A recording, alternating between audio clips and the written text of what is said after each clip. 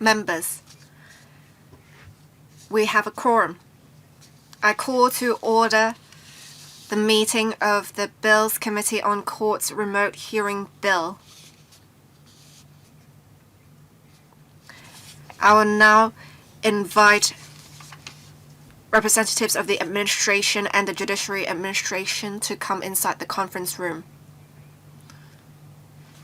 On 18th of December, during the meeting of the Bills Committee, the Bills Committee has decided that the Secretariat would post a notice on the Legislative Council website. A notice has been posted to invite public submissions on the bill. The district councils were also notified. The deadline for making submissions is 6th of January 2025, a Monday at 5 p.m. At the last meeting, members were discussing policy issues of the bill. We have 2 members waiting to speak.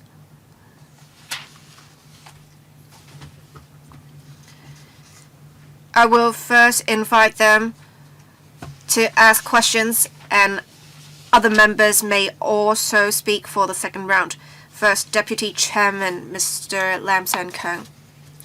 Thank you, Chair. I would like to follow up on 2 points that were mentioned before. For overseas witnesses, if they give false evidence, in Hong Kong legislation,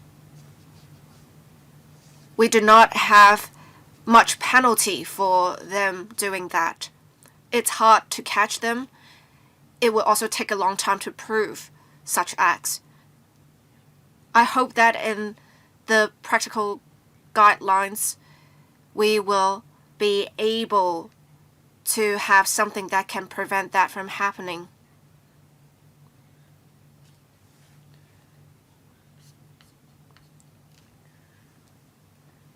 For overseas witnesses giving evidence, I think it would be best if they can give evidence the manner they will be in Hong Kong courts. They need to be solemn. And for example, I'm not sure if this is possible. Is it possible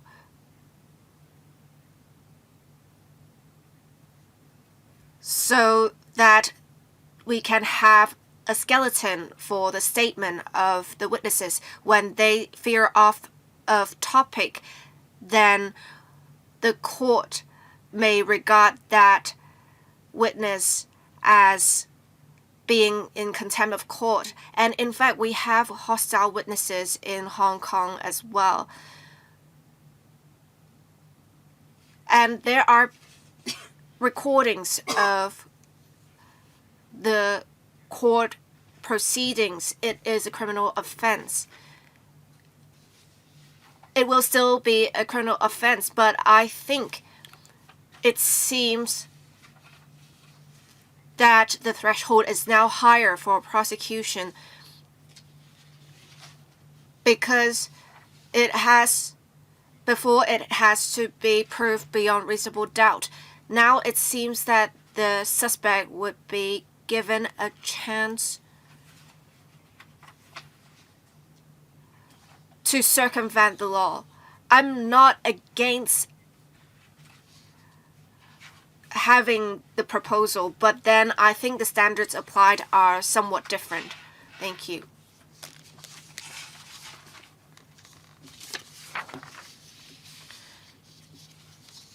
Thank you. As said before, we think remote hearings are still official hearings. It is quite solemn. So we do attach great importance to the accuracy and integrity of the statements. In fact, in Clause 16 of the bill, it says that when one is giving false evidence, the law enforced in Hong Kong would apply still to participants outside Hong Kong. But I note Mr. Lam's suggestions. In the practice directions, we can perhaps have more guidelines on that to address such concerns. Regarding illegal recordings made of remote hearings, the burden of proof is not made lower. Let me clarify this.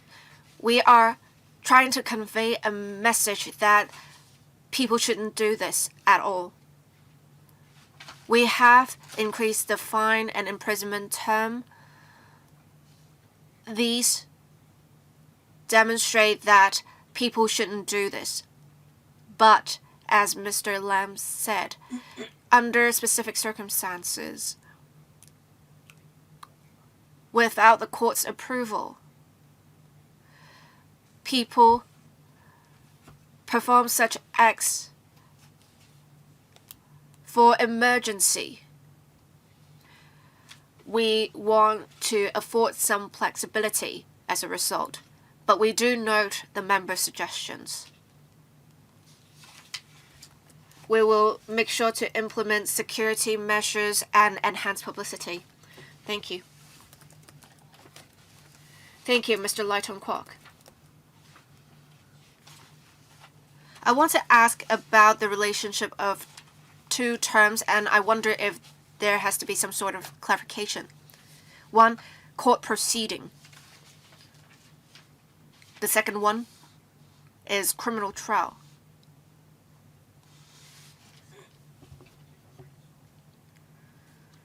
Now, based on the provisions, anything before the court would be considered court proceeding. And in Clause 6,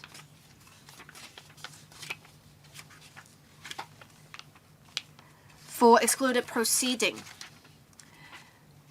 remote hearings cannot be opted for. And one of them would be criminal trial. So how can you really carve it out from proceedings? Because criminal trials must be a form of court proceedings. So if we are only relying on the general meaning of criminal trials, would there be confusion?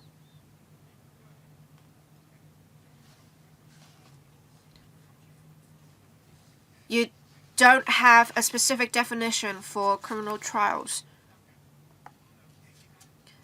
And remote hearings shouldn't apply to criminal trials. How can you make a distinction under the specific circumstances? All right, Mr. Jose Yam. Thank you, member, for your question. As Mr. Lai said in Schedule 1, we have some excluded proceedings. And that would include criminal trials as well as proceedings before the juvenile courts. We do note Mr. Lai's questions and comments. In Clause 6, for subclauses 4 and 5, we need to read them together. Subclause 4.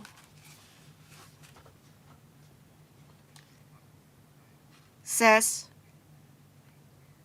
the court may, on its own or on application by any party to an excluded proceeding,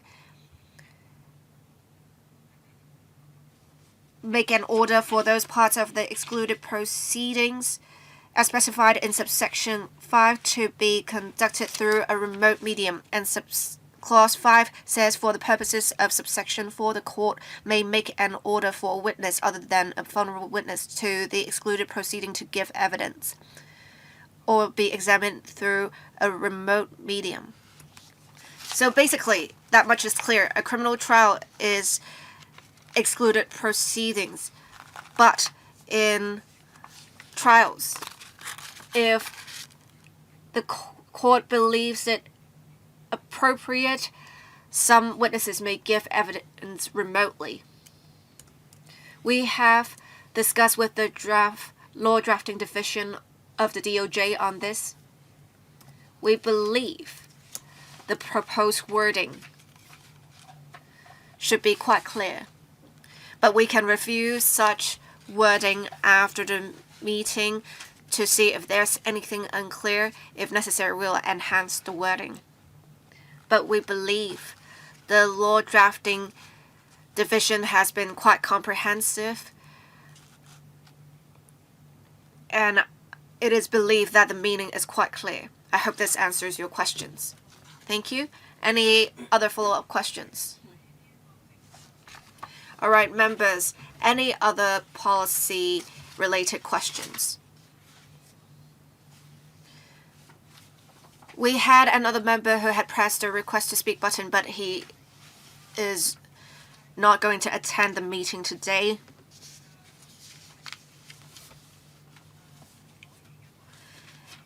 Members, if we are done discussing the policy-related issues, we'll go into clause-by-clause examination.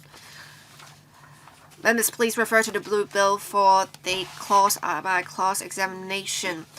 During the clause-by-clause examination, the legal advisor may ask some questions. Actually, she has already asked some questions in the form of a paper. The administration has yet to give us a response. I will ask the legal advisor to, when we get to the respective clauses, raise their questions, and members may ask questions. And once the administration has given a response, I will allow members to ask further questions on the response, so that we will have more detailed discussions on the relevant clauses. Members who would like to speak, please press the request to speak button. Now, I will ask members to refer to the Chinese version of the bill.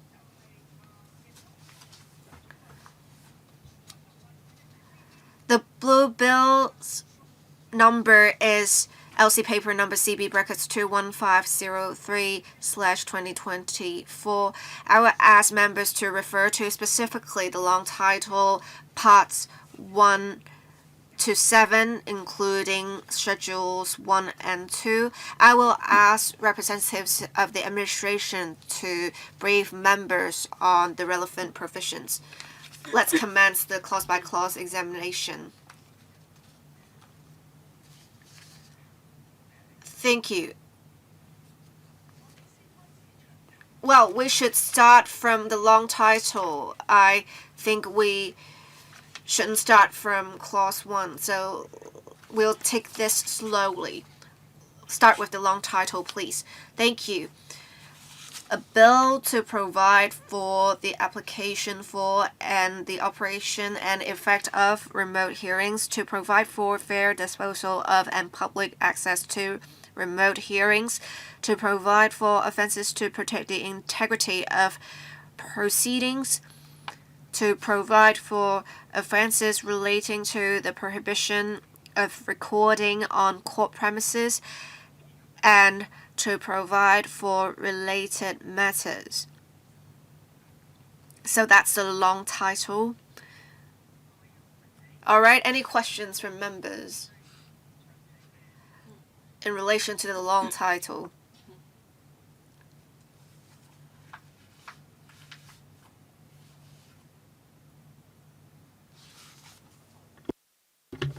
If there isn't any, we will go on. Yes. Chair, Part 1 Preliminary. Clause number 1 is the short title. This ordinance may be cited as the Court's Remote Hearings Ordinance.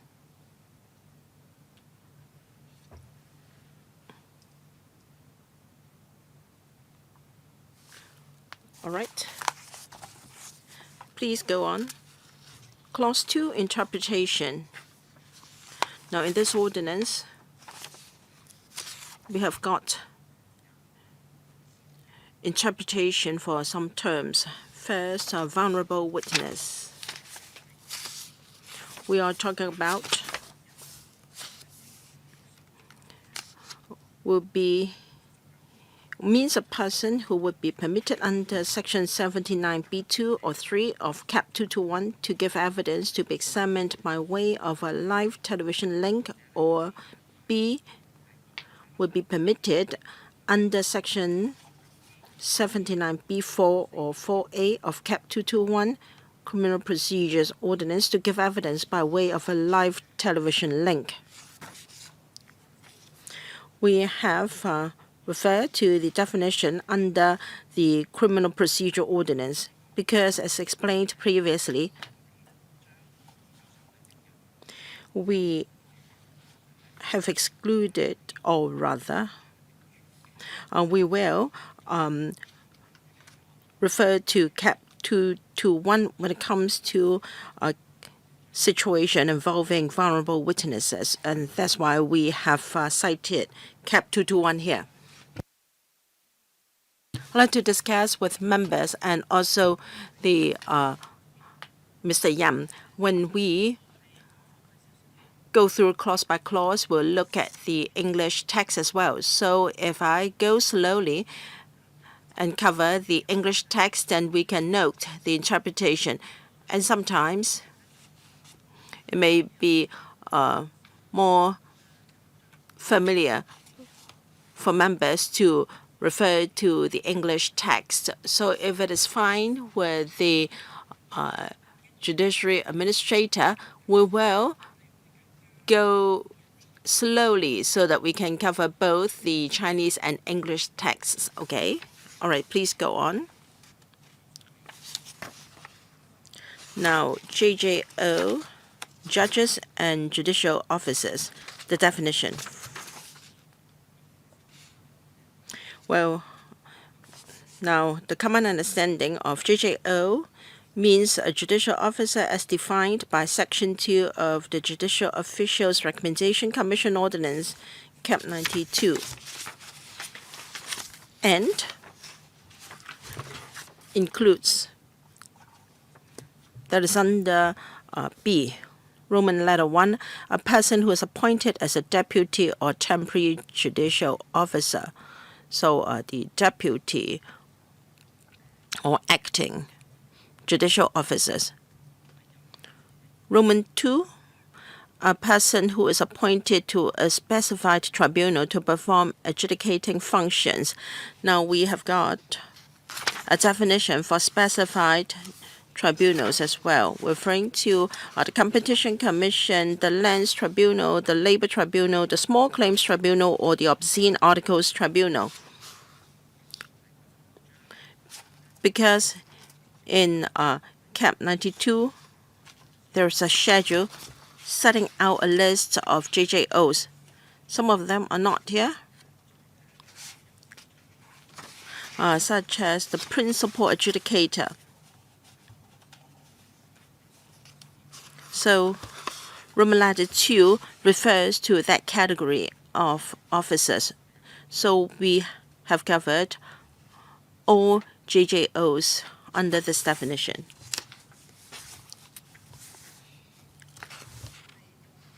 Mr. Lai Tong Kwok. Thank you, Chair.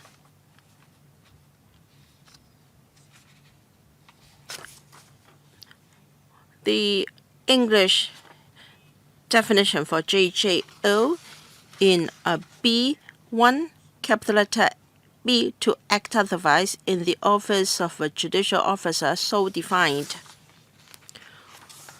What circumstances are you referring to here? My second question relates to Roman letter 2, a person who is appointed to a specified tribunal. And of course, you've got a definition for specified tribunal as well. So that means for organizations not using the term 審裁處 or tribunal have been included. So I'd like to know why is there this consideration. Mr. Yam, thank you. B. 1 and capital letter B, to act otherwise in the office of a judicial office so defined. With talk about acting officers. So we would like to cover officers exercising a judicial function in an acting capacity. As regards specified tribunal, is related to the definition of courts. Now, JJOs exercise their judicial function in premises covering courts and tribunals. Now, there was a question by the legal advisor as well. What about can you speak into the microphone, please? Please speak into the microphone as far as possible. Yes, like copyright cases. We understand that there are positions occupied by judges. However, they are just exercising statutory functions instead of judicial functions. So we have to define specified tribunals as those under the judiciary. So the JJOs there are exercising a judicial function. Mr. Lai. Thank you, Mr. Yam, for your excellent explanation. But then, you've made it very clear here to act otherwise, or rather, a person who is appointed as a temporary judicial officer. I'm sure there are legal procedures to appoint a temporary judicial officer. So, a temporary judicial officer exercising that function, the capital letter A is already sufficient. What is the point of having capital letter B? There must be a purpose for adding capital letter B. From what I heard from you, capital letter A is already sufficient. Can you further elaborate why capital letter B is needed here? I think Mr. Lai is referring to a small capital letter A or now small letter B, one capital letter B.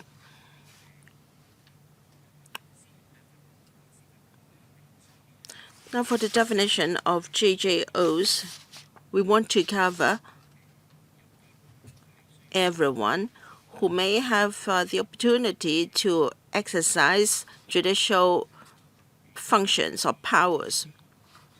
So, capital letter A to perform the duties of a judicial office as defined by that section. We're really talking about deputy or temporary judges. So that is one, a person who is appointed as a deputy or temporary judicial officer. But we don't rule out the possibility that under some circumstances, a person has to act. For instance, our judicial officers or our registrar, a certain registrar might be on leave and someone has to act in this position. We do have acting arrangements in the judiciary, and so capital letter P intends to catch those scenarios. Is that all right, Mr. Lai? All right. Ms. Maggie Chen. Thank you, Chair. I'd like to follow up on Mr. Lai's question. Definition for JJO. So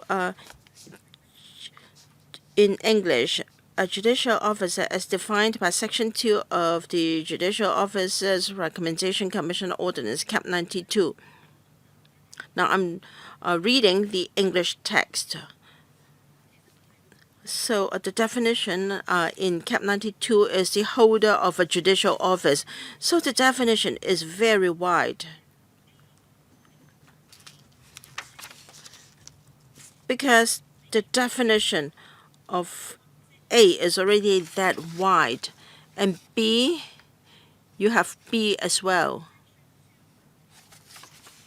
Since Section 2 of Cap 92 has got such a wide scope, why do we still need B?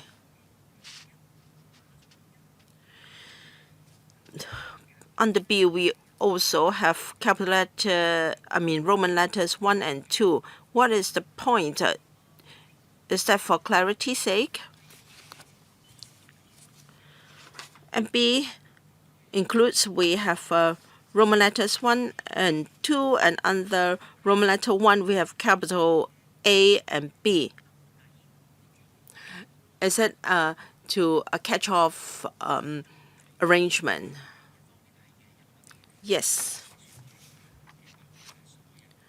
On one hand, we want to cover all people who may exercise a judicial or hold a judicial office. In response to Ms. Chan's question,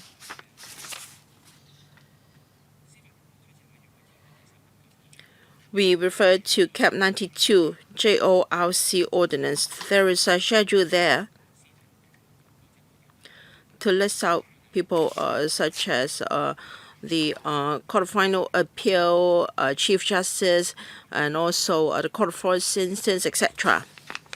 Small cap letter B includes a person who is appointed as a deputy or temporary judicial officer, because we have deputy judges holding a judicial position in the High Court. We intend to cover this category by using B.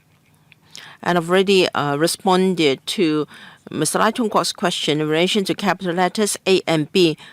Roman letter 2, a person is appointed to a specified tribunal to perform adjudicating functions. In the schedule in Cap 92, not all such persons are listed. We have people like principal adjudicator not included in the schedule of Cap 92. These are our judicial officers carrying out their judicial functions. So indeed, this is a catch-all definition to cover everybody. Thank you. In explaining the blue bill to me, please try to read out the Chinese text as far as possible. So after this thorough discussion, we will talk about the judicial and judicial officers, JJOs. So the chair is reading out the Chinese text of the bill.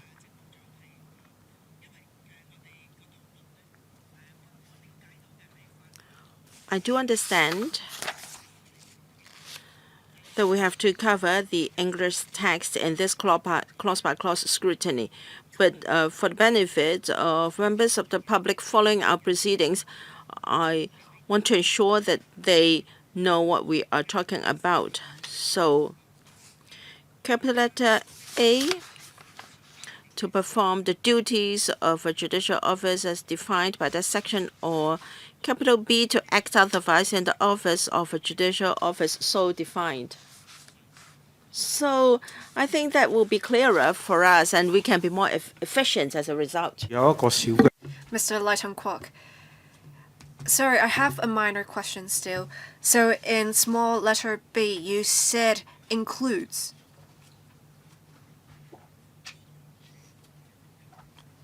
But if we're looking at the definition, I don't really see why the word includes is needed. Because the scope is more or less the same. So the definition of JJOs would be A and B, basically. Why do you need the word includes here? Would that cause confusion so that when people are looking at small letter B's provisions, one should also refer to the provision in small letter A. It seems that you are connecting the two without needing to do it in the first place. You're basically just supplementing information here. If you are putting the word includes here, wouldn't the logic be sort of reversed? Do you understand what I mean? Alright, Deputy Judiciary Administrator, I'll let the DOJ colleague answer the question because this is a drafting question. Ms. Carmen Kwok. Thank you, Mr. Lai, for your question. Let's take this perspective. Because for the definition of JJOs, all proceedings would be covered. We want to not leave out everything, so we first included the definition in Chapter 92, and we have then a catch-all part that would have covered, for example, deputy judges or acting judges. So we want to draft it in a way that is clear that we would like to cover all of the judges and judicial officers. They may exercise the same functions, but then some are indeed recommended by the Judicial Officers Recommendation Commission, some are not. So we are trying to include those who are not recommended by the Commission as well. We also have some, for example, principal magistrates that may not be caught by the definition in Chapter 92. So we want to cover everything. Thank you. Ms. Maggie Chen. In the English text, it says includes. In Chinese, it uses the same word, but then should it be includes but not limited to? Would that be clearer? That is actually my question as well, Ms. Carmen Kwok. Well, when we say includes here, there is really no meaning of includes but not limited to. Are you referring to the legislative intent that it should not be includes but not limited to? Please, wait a second. When you say includes,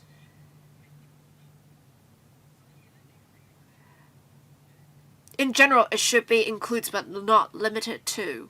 So you really have to think about the wording to be used here if you are only trying to say includes here instead of includes but not limited to.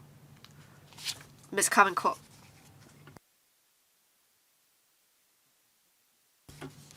Mr. Vincent Y. Yes. Thank you. I would like to add something. I think Ms. Chen's understanding is correct. A more modern way of drafting would be that when we use includes, it would say includes but not limited to. It would mean so anyway.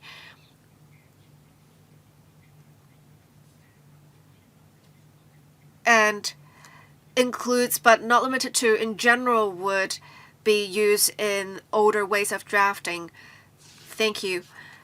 I am clear about this and I very much agree with the approach taken. Thank you. That's all I would like to say, Chair. Alright, please proceed.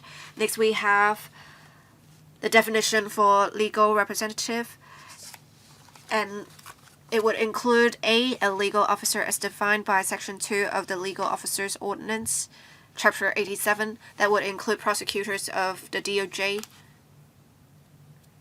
as well as their colleagues. B, a solicitor or a barrister as defined by Section 2.1 of the Legal Practitioners Ordinance, Chapter 159. I'm sure you're all familiar with that. C. An official prosecutor who is appointed under Section 13 of the Magistrates' Ordinance, Chapter 227. And D. Any other person who has a right of audience before the court under 1. An ordinance, or 2. A practice direction issued by the court. I will focus in particular on D because it may not be as clear. In Chapter 25, Labor Tribunal Ordinance, we would have some litigant companies or their staff members or staff union representatives. If they get the permission of the tribunal, they can represent the staff members. And in Chapter 338, Small Claims Tribunal Ordinance, some other individuals of companies may also have right of audience. So we have 4 categories under legal representatives. Thank you. Mr. Lai Tong-kwok. Thank you, Chair. My question is again on the word includes. Basically, you mean includes but not limited to. I'm concerned, however, if you are just saying includes here, it may not catch all the instances.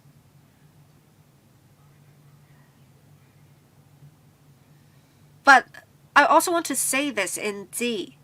You already have a catch-all part. Any other person who has a right of audience before the court. When one has a right of audience, one would already be considered a legal representative.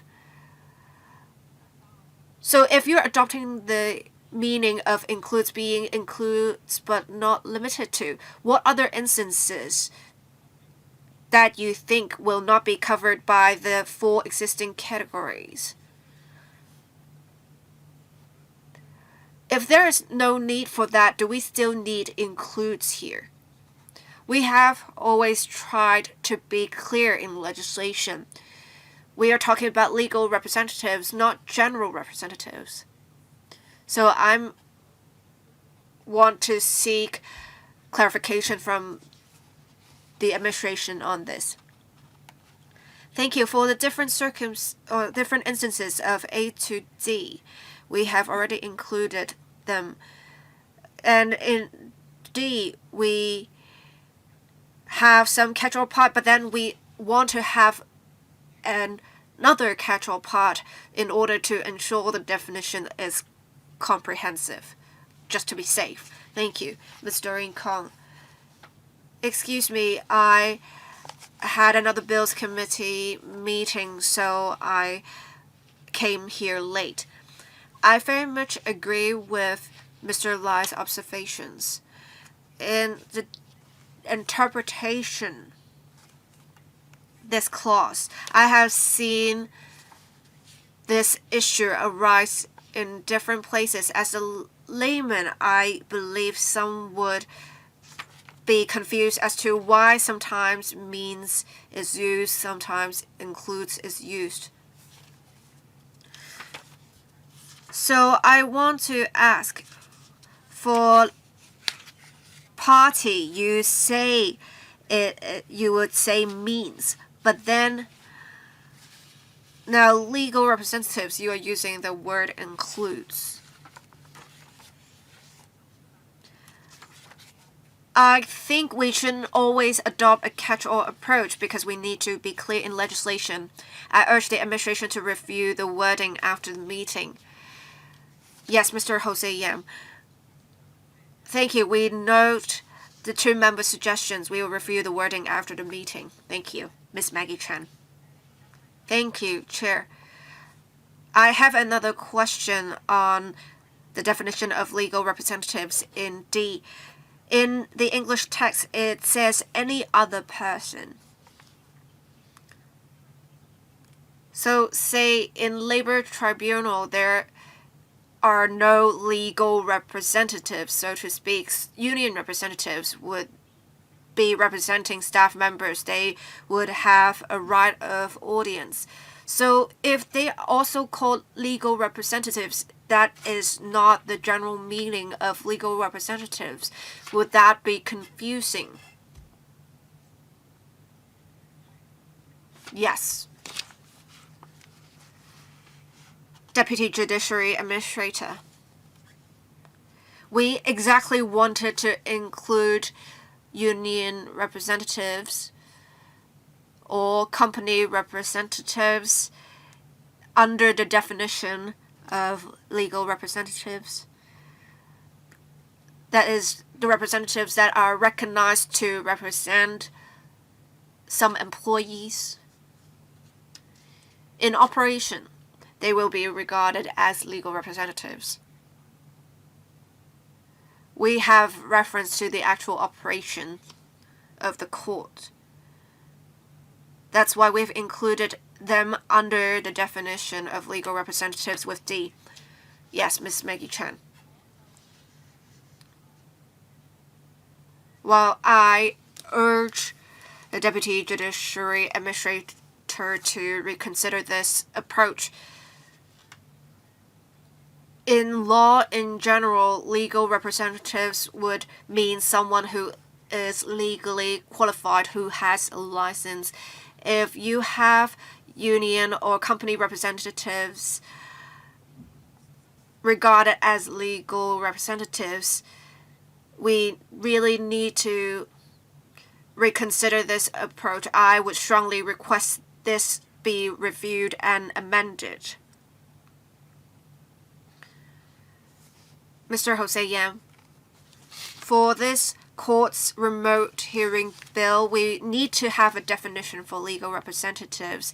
We do note Ms. Chan's comments. We want to make clear in the definition who will be regarded as legal representatives under the bill. So apart from solicitors or barristers, we would want to include others who have a right of audience before the court, but we will review the wording after the meeting. Thank you. It's now my turn to speak.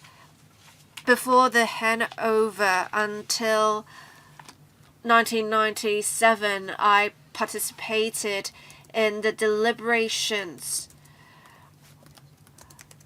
of the Bilingual Laws Advisory Committee. I think we always have room to improve on this. I think you can consider Ms. Chan's suggestion. As lawyers, we always want to be clear to distinct those who are legally qualified and those who are not. Would you consider having two separate definitions then? Can you review this after the meeting? Sure. Let's proceed. Mr. Jose Yan. Thank you. For legal proceeding, we are referring to proceeding means a proceeding before a court and includes part of such a proceeding. All right, please proceed. Courts. Court means the Court of Final Appeal, the Court of Appeal, the Court of First Instance, the Competition Tribunal, the District Court, a Magistrates' Court, including the Juvenile Court, the Court of Committal as defined by Section 2(1) of the Fugitive Offenders Ordinance, Cap 503. Now, it's called Court of Committal. In fact, is just in front of Magistrates' Court. But we just want to make clear here. Then the Lands Tribunal, the Labor Tribunal, the Small Claims Tribunal, the Obscene Articles Tribunal, and the Coroner's Court. So these are all levels of court under the judiciary exercising the judicial functions. Apart from these courts, of course, judges and judicial officers are also covered. So JJOs are also called court. Legal advisor. Thank you, Chair. As explained by the Deputy Administrator, I've written to the Judiciary paper CB 21716/2024 bracket 01. So in clause 1, the definition of court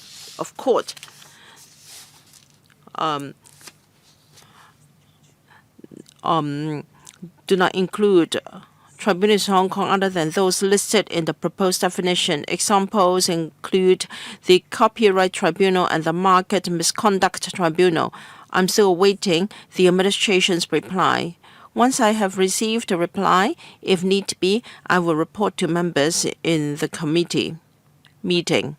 And the response from the administration, yes, we've already explained that those referred to by the legal advisor are judges exercising a statutory function instead of a judicial function. So the administrator has already answered that question. Yes, but then in the bill, there are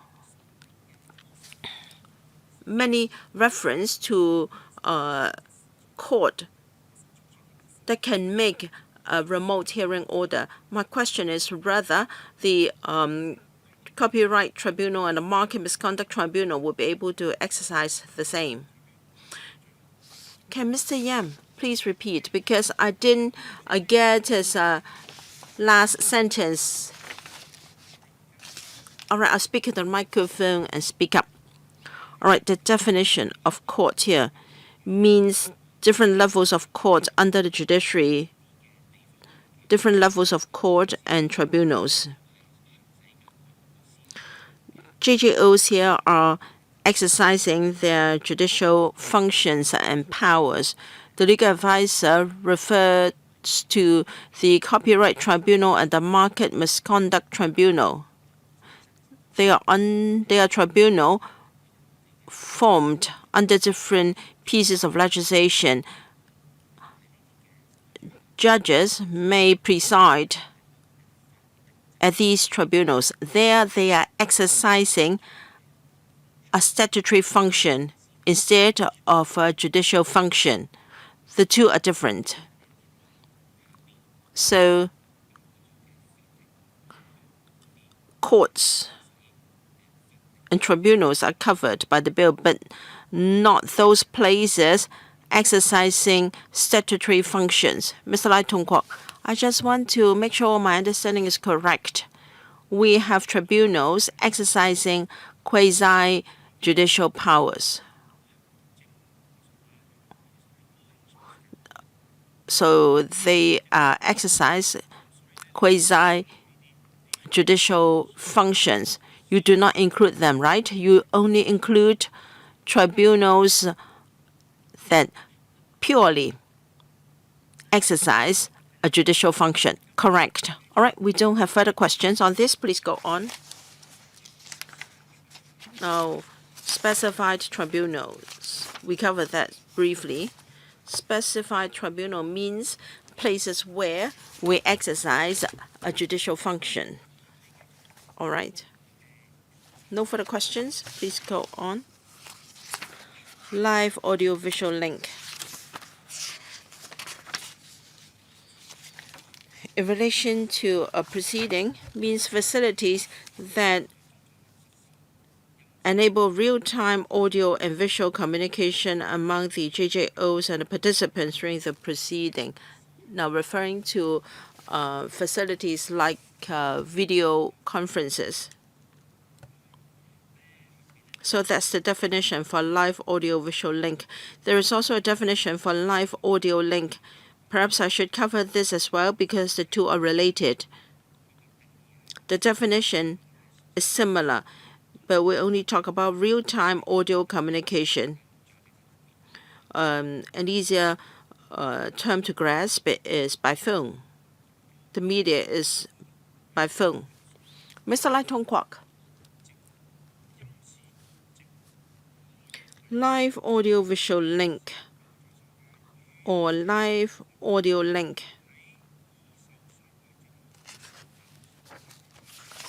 Now, for vulnerable witnesses, you are cited CAP 221. I'd like to know whether this is the same as a live television link as mentioned in CAP 221. Now, we have some consequential or related amendments. For instance, in CAP 221, there is reference to a live television link. We will replace the term with live audio-visual link for consistency's sake. Mr. Lai Tong Kwok. Now, that being the case, we have just gone through the term for vulnerable witness. You have copied directly from CAP 221. How are you going to address this inconsistency? Now, we are not going to cover vulnerable witness in the bill because, as explained,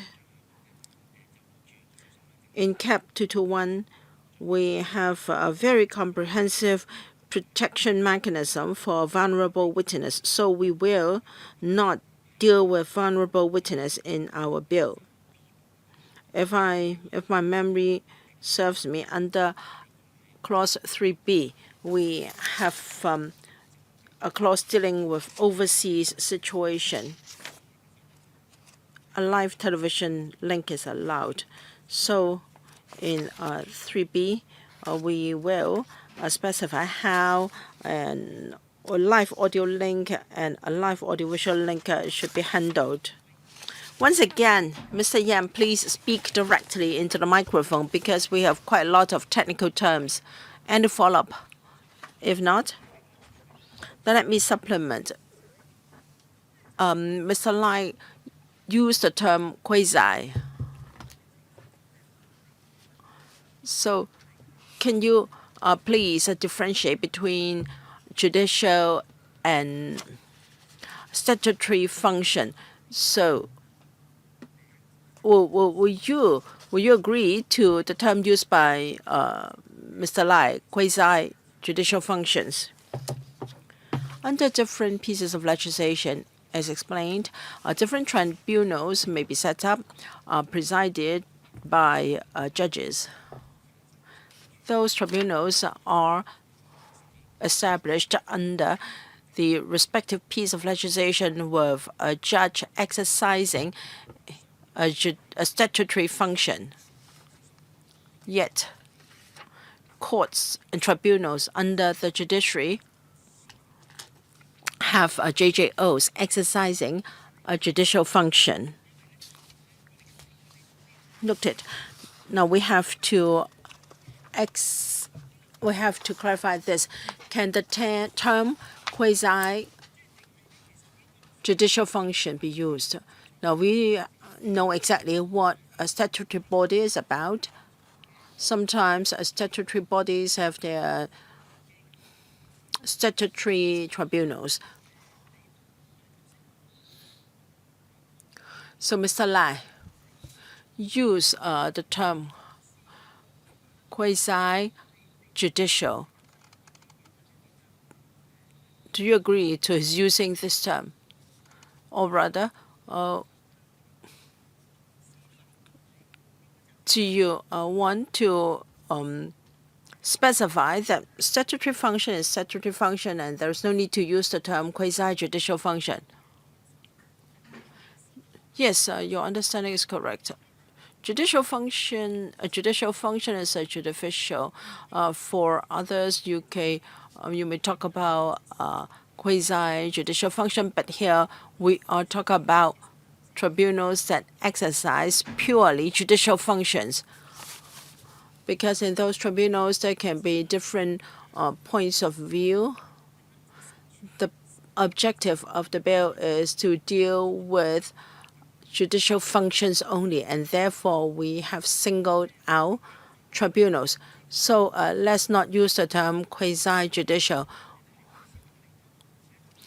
We just use the term either judicial or statutory functions because the two are totally different.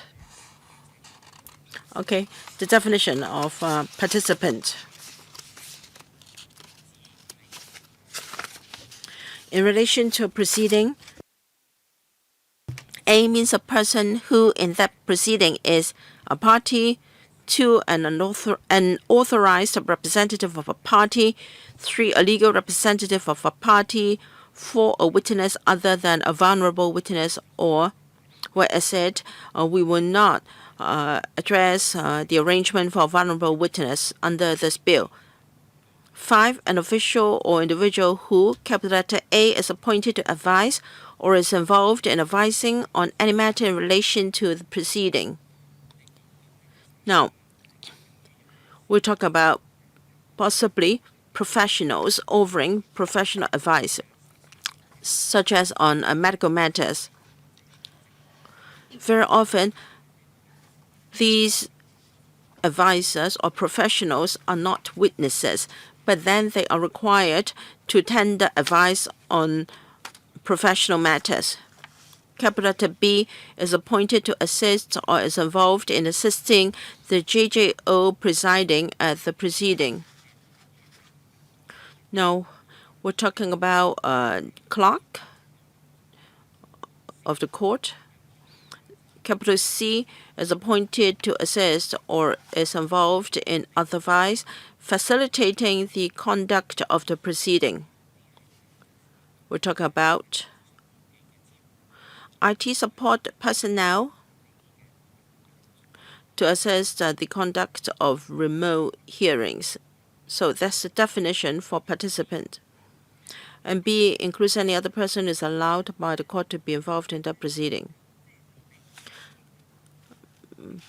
Mr. Rincon, Chair, I'm very grateful for you allowing us to read both the English and Chinese text. I don't quite understand what 5 said. An officer or individual who is appointed to advise or is involved in advising. Now, and B is appointed to assist or is involved in assisting. Why? And C is not formulated in that manner. Is appointed to assist or is involved in otherwise facilitating. So what is the difference between to advise and is involved in advising? Judicial administrator. All right, let me differentiate between A and B and C. A refers to people providing professional advice. I get that. But what is the difference between to advise or is involved in advising? Can the draftsman help? Ms. Kwok. Now, quite a lot of proceedings are involved and they may vary in nature. So the drafting advice or instruction is to make it as wide as possible. There may be people there directly to give advice and some are there to provide advice to participants. So we have to work out the operational details later. So we want to cover people who are not there to directly to assist, but to assist people who are assisting. So the framework is to be wide enough to not to leave out anybody. So this way of drafting is to cover people who may not always be present at a proceeding, but who may need to be present from time to time. Hopefully, this way of drafting can realize the drafting instructions. C 嗰度請問 Yes, Mr. Rincon. Can you explain why different wordings are used in capital C? One saying is appointed to assist to or is involved in otherwise facilitating. Mr. Jose Yam. Thank you. We talked about capital C referring to, say, IT support personnel. They would be assisting in the operations at times. But they may also just be facilitating the conducting of remote hearings. They would arrange for the relevant systems to conduct remote hearings, or they may just be managing the operations of the systems. Again, as said earlier, we want to be as wide as possible. We do not want to have anyone challenge that one is not a participant because the definition is not broad enough. I understand what you meant about the definition being broad. Any other questions for Mr. Rincon? Not really, but I hope the Judiciary Administration did refer to the legislation in other jurisdictions, because I can't help but think whether definition has to be this wide. I understand they may want to catch some experts giving advice, but with live audio and live video link or live audio visual link, I may not make the same connection here, honestly. Alright, it's just a comment, Ms. Maggie Chen. Thank you, Chair. I also want to echo on the point made by Ms. Doreen Kong. We want to have broad definitions because we want to offer some flexibility. But for remote hearings, if we have a definition that is too broad, it may include, say, someone in another room who is totally irrelevant. We want to make sure we wouldn't include those who should not be included.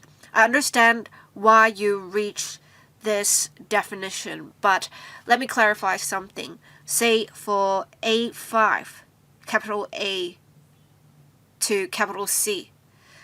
Say in English it says is appointed. When you're talking about appointed, do you mean people who are in the room with the judge's approval? Otherwise, it can be anyone in the room, right? And in capital B, small b, includes any other person who is allowed by the court to be involved in the proceeding.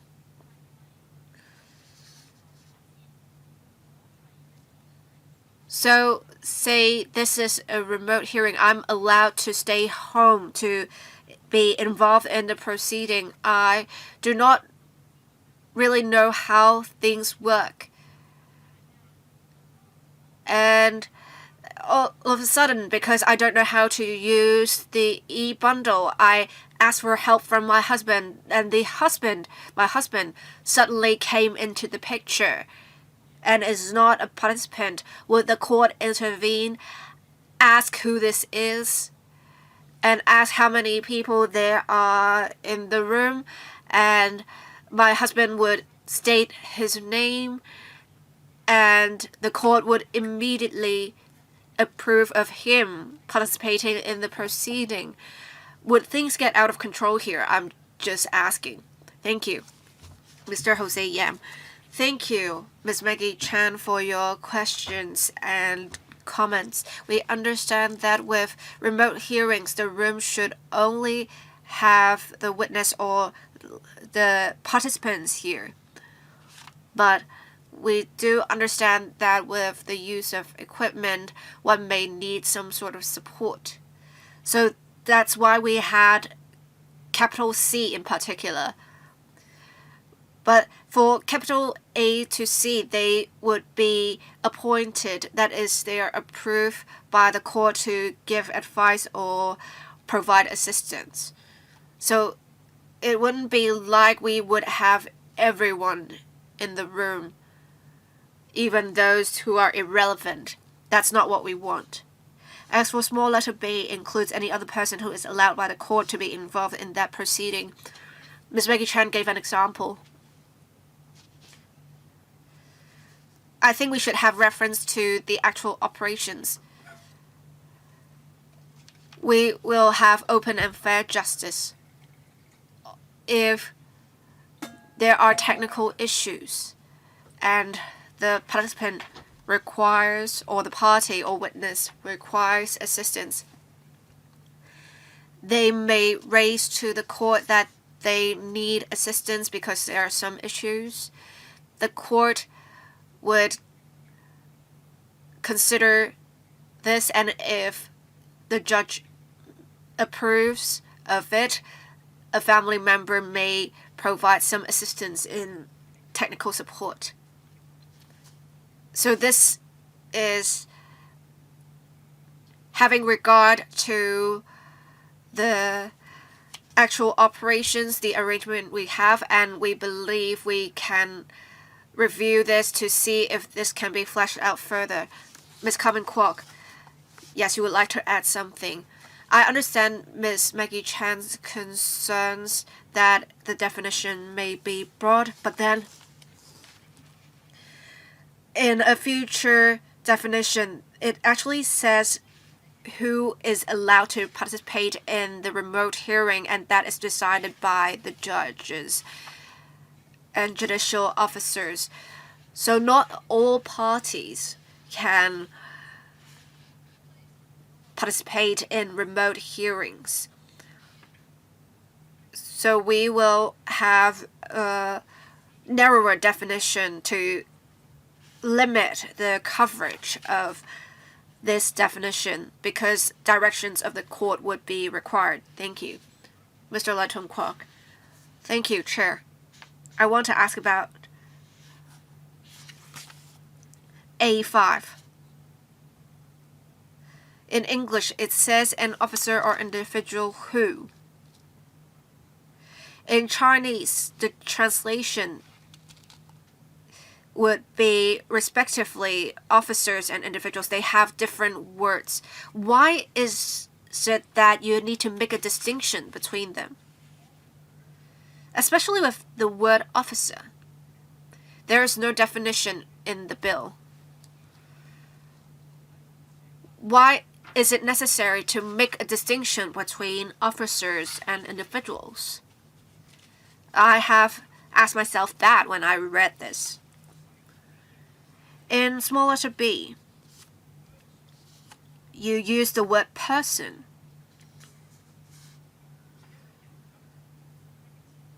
So when you're talking, say, a natural person, one can be an officer, one can be an individual, one can be a person. And these are all in the definition of participants. Would that be confusing? I want to ask if there is any way to simplify this, to make this clearer, so that people won't be confused as to the difference between the three. Thank you. Mr. Jose Yam. I will ask the law drafting division colleague to answer this question. All right, Ms. Carmen Kwok. Thank you. When drafting the provisions, we discussed with the judiciary this. And with this, we would mainly have officers or staff members employed by the judiciary. But as said, it is said that we should have a broad definition.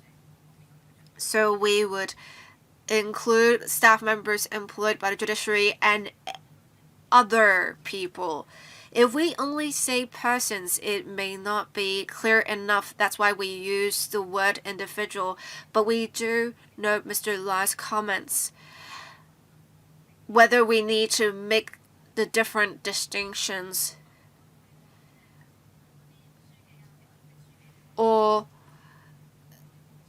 in fact, we do want to make sure court clerks are included because they would be helping the JJOs with this, with the conducting of remote hearings. We want the JJOs to focus on the cases in particular. Yes, the speaker's microphone is not on. All right. I understand that they may think this definition is appropriate, but if it is the case, I want them to have a definition for officers so that we know officers refer to the staff members employed by the judiciary. Otherwise, it wouldn't be clear what officers refer to. Thank you. It's now my turn to speak. I want to ask about A5. In Chinese, you say someone with the capacity of, and in English it says an officer or individual who. The two aren't really equivalent. That's my first question. You can think about that before you actually answer the question. I'll go into my second question. You say appointed in the following. It's just a suggestion. Shouldn't you say is approved by the court to advise rather than is appointed? So I understand why you want to include these because there are different people.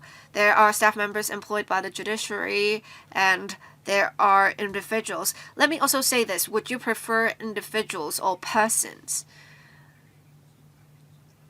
Also, as Ms. Maggie Chen said, for those involved in the proceedings, they may be vulnerable witnesses and they would need the company of, for example, their relatives.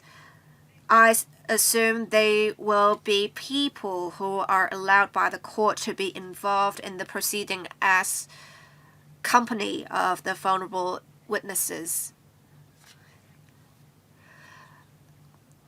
I believe the court would have their approval of this, and people would need to be approved by the court, of course. Otherwise, it shouldn't be the case they would be involved in the proceeding. I think we really need to make this clear. So for remote hearings, it will not give off the impression that you are lowering your standards for remote hearings. If someone irrelevant comes in, the court proceedings would need to stop. I think if you stick with the current wording, it may give off the wrong impression to the public that remote hearings would allow something like this to happen. It shouldn't be the case. And I believe your intent is to have remote hearings work just like physical hearings. If there are participants or there are people who aren't supposed to be there, the proceedings should be suspended for the court to consider whether to approve of that person participating in the proceeding. You said it may be included in the guidelines, but I think you should probably spell it out in law. Mr. Jose Yam. Chair, when it comes to the consistency between the English and Chinese text, I'll defer to the law draftsman. And under this bill, we are don't intend to deal with the issue of vulnerable witness. What you said was true, Chair. A vulnerable witness can be accompanied by some person, somebody already with the prior approval of the court. Usually it is a law enforcing officer. And during a remote hearing, there may be the possibility of a sudden disruption in transmission or breakdown of IT equipment. Well, in operation, once there is disconnection, then we have to connect the transmission again, and the remote hearing can continue in premises already approved by the court. So this is very much an interactive process. When it comes to people that can be present or there to assess the remote hearing, the court will exercise its power. We suggest that we leave it to the court, give the court discretion to handle such situations as it thinks fit. I'd like to know whether there is something in the bill to address that situation, or do we have other pieces of legislation to do that, or will you have to use practice directions? Now, when the court or the judge orders a remote hearing, then conditions can be attached. For instance, there may be witnesses that are going to give evidence remotely, but because of their medical conditions, a doctor may have to be present. We allow the court the power to handle emergencies. And after some time, in the light of operational experience, the judiciary may have practice directions. The court or the judiciary is quite concerned about this too, so conditions are allowed under the order because there can be remote submissions and there can be representations. The court will then make the decision. So there is the need to allow the court discretionary power. For instance, will there be too many people present or too few, and whether they're necessary for the conduct of the remote hearing. Did you address the question about the Chinese and the English text? Please speak into the microphone. Thank you, Chair, for your valuable comments. Comparison of the two texts. Please allow me to use a cocktail language in response. Now, when it comes to the definition of participant in A, small Roman letter 5, the leading sentence is an officer or individual, whereas in the Chinese text, the leading sentence is people with the following, in the following capacity. Now, in English, we use a relative clause. So we have the word who to lead into paragraphs A, B, and C. Whereas in Chinese, because the structure of the two languages is different, so the meaning, the rendition of an officer or individual can be found in paras A, B, and C. So the structure of the Chinese version of V may be different of 5 may be different from that of the English text. In meaning, they are the same. So A, any officer or individual appointed to advise or is involved in advice, etc. This is the structure of the Chinese text. Now I still have one more question. Do you really want to use the term appointed? Yes, there may be people appointed, but for individual, are they really appointed to take part in a remote hearing? Do you really want to use the term appoint? Is it the most appropriate term? Now, I'm referring to the Chinese term 委任, meaning appointed. So usually a person is appointed to an office with considerable term. So when it comes to participation in a hearing, should you really use the term appoint? Yes, we note your view.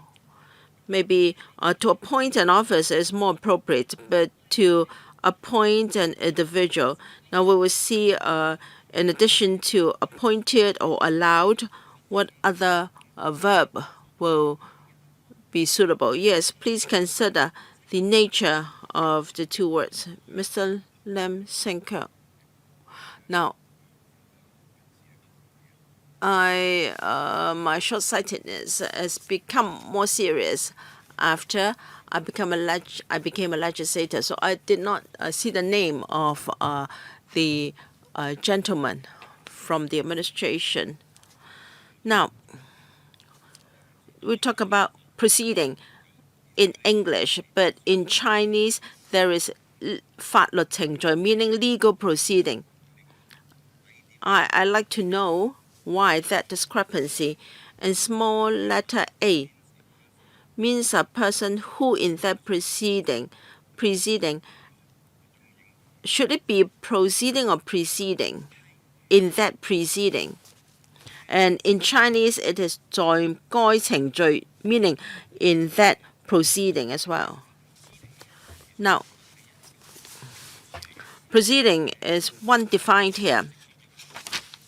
In English, we use the term proceeding. We believe that is already clear enough because the bill is about legal proceeding anyway.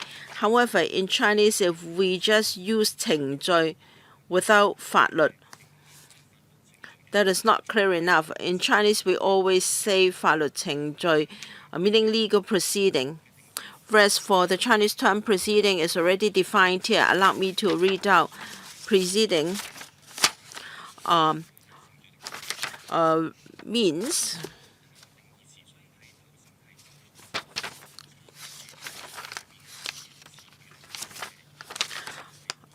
already preceding means a proceeding before a court and includes part of such a proceeding. Yes.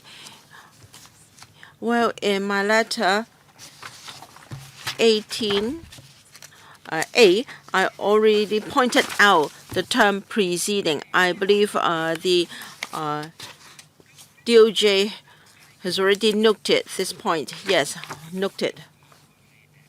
Please go on. NS proceeding means a proceeding or a case concerning national security within the meaning of Section 3.2 of the Safeguarding National Security Ordinance 6 of 2024. I believe that's already noted. All right, any question? No. The next. We are talking about CAP 221, the Criminal Procedure Ordinance. All right. The party. In relation to a proceeding means A, the person who initiates the proceeding, B, the person against whom the proceeding is initiated, or C, any other person who is entitled to be heard in the proceeding. No question? Please go on. Hang on. Does Mr. Lai Tong Kwok has a question? Yes, please. C, any person who is entitled to be heard in the proceeding. I'd like to know whether to be heard both in orally and by means of writing, written and oral submissions. That's correct. Physical hearing means a proceeding that is not subject to a remote hearing order. So the ordinary physical hearings in court, okay? I already covered live audio link. Remote hearing means a proceeding that is subject to a remote hearing order, okay? Remote hearing order means an order made under Section 6(1) or 4 and, if applicable, varied under Section 8(1). When we come to Section 8, we can elaborate on this. Yes, please go on. Remote media means A, a live audio link as explained. B, a live audio visual link. We covered that as well. C, any other real-time communication facility as the Chief Justice may designate by rules made or in a direction given under Section 32.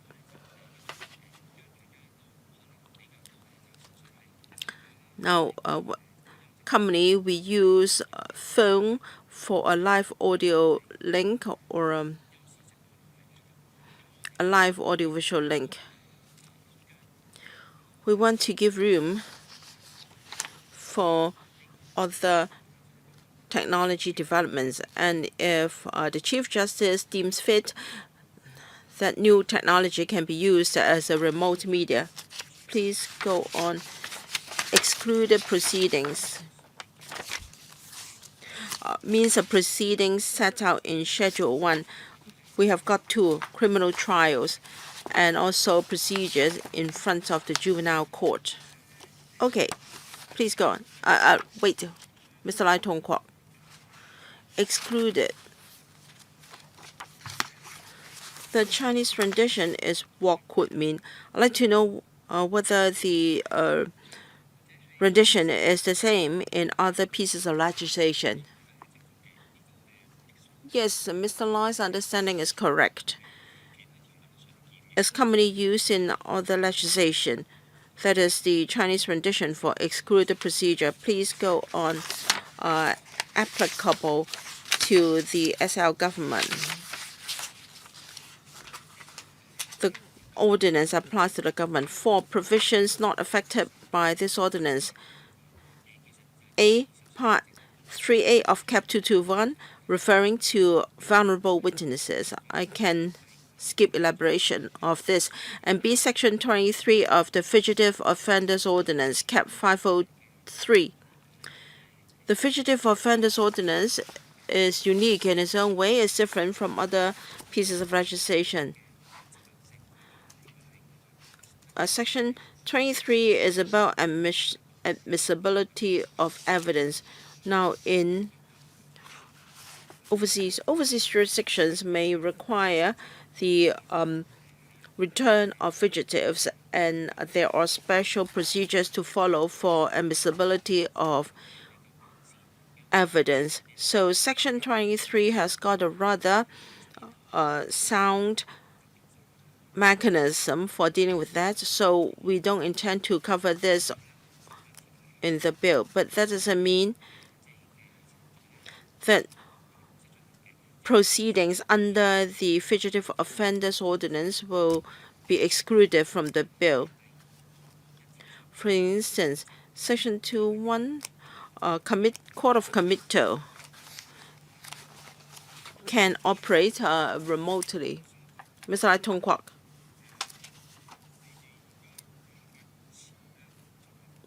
The term here is not affected. But when it comes to Section 3, you use the term the application to government. So I'd like to know what's the difference between doesn't apply to and not affected by. I'll ask Ms. Carmen Kwok to answer the question. Sure, Ms. Carmen Kwok.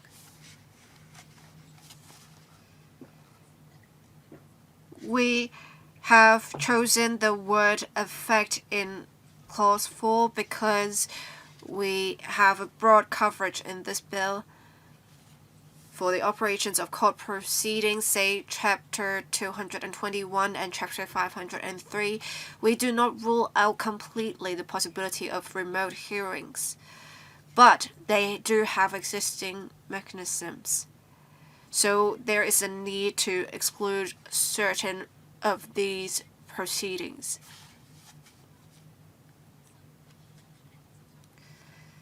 We have excluded in particular the operations in relation to the vulnerable witnesses and the admissibility of evidence under the Fugitive Offenders Ordinance. When we carve this out, there has to be a different way of drafting this. We have got directions from the Judiciary, and we understand that the courts have much experience in this, and we have different wording. So one would say it applies to the government, and there should be provisions that are not affected by this ordinance. And we even have a clause that comes later on national security proceedings. We believe that with different wordings, it will make clearer the different instances. And in fact, in Chapter 538, we are using the same approach. Thank you. All right, please proceed, Mr. Jose Yam.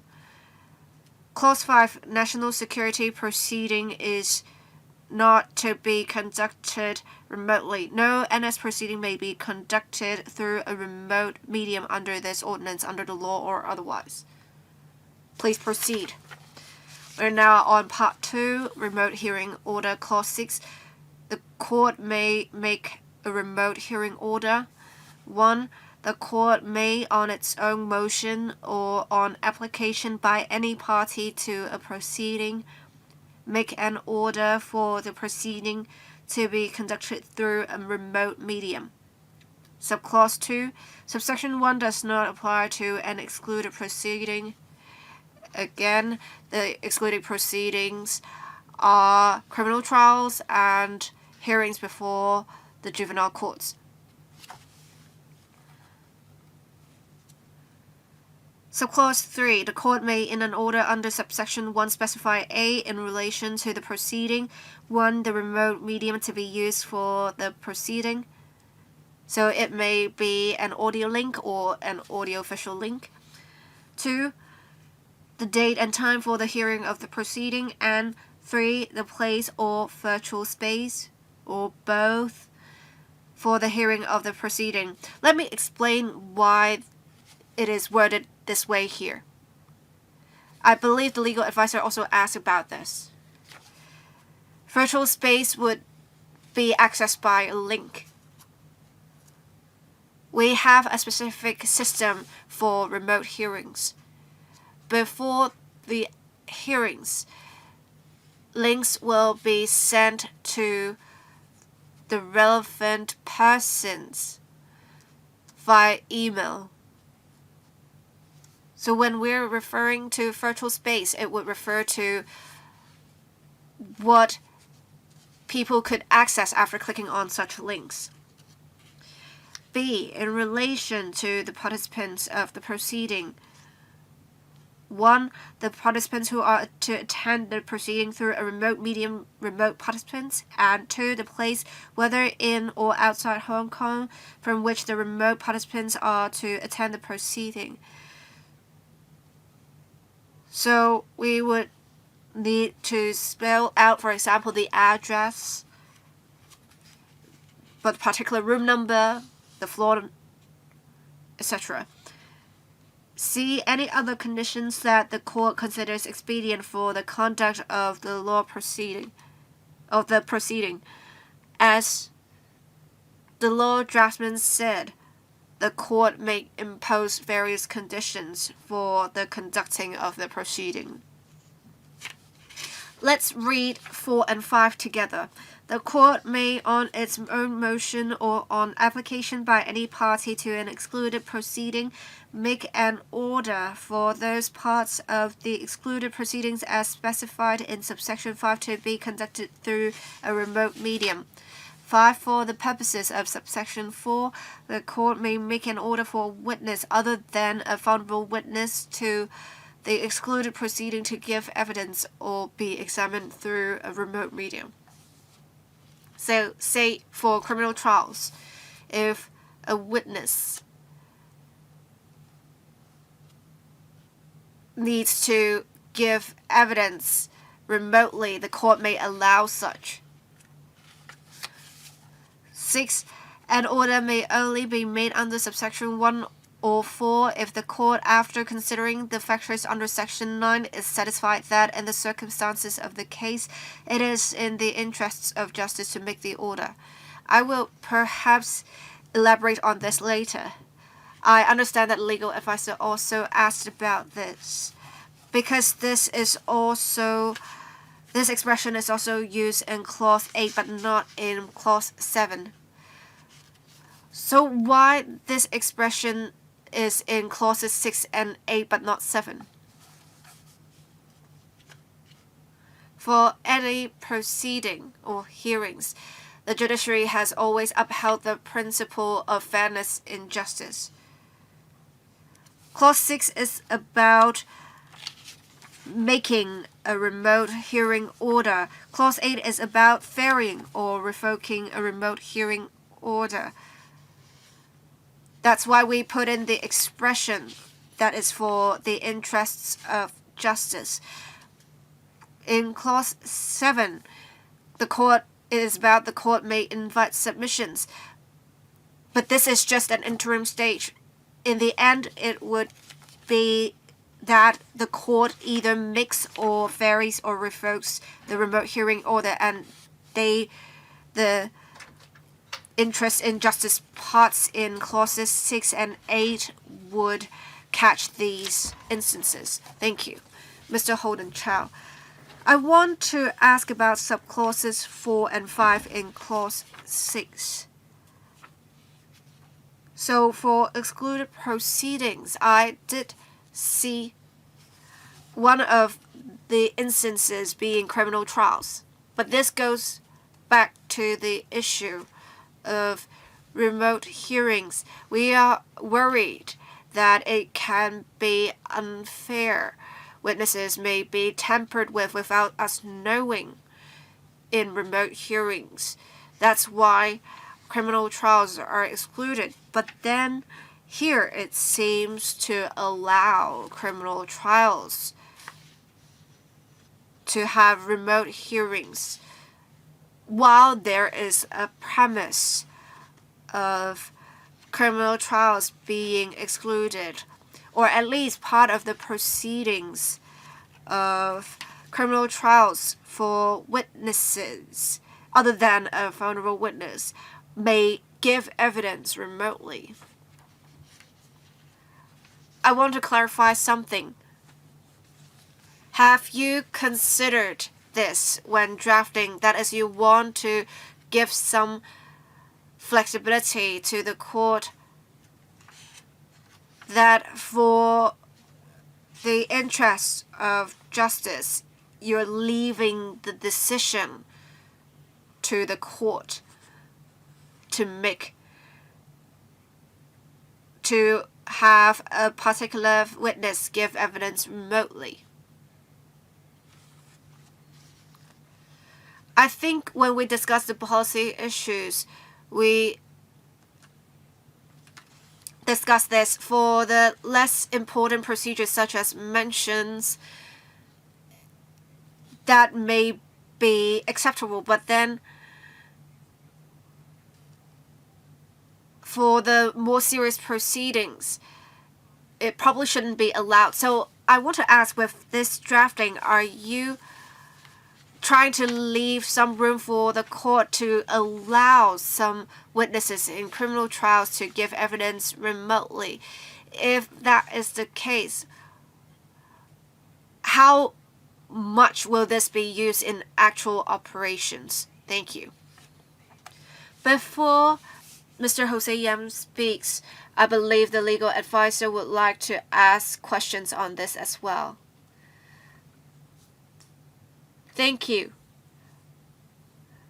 For C2451, as Mr. Holden Chow said,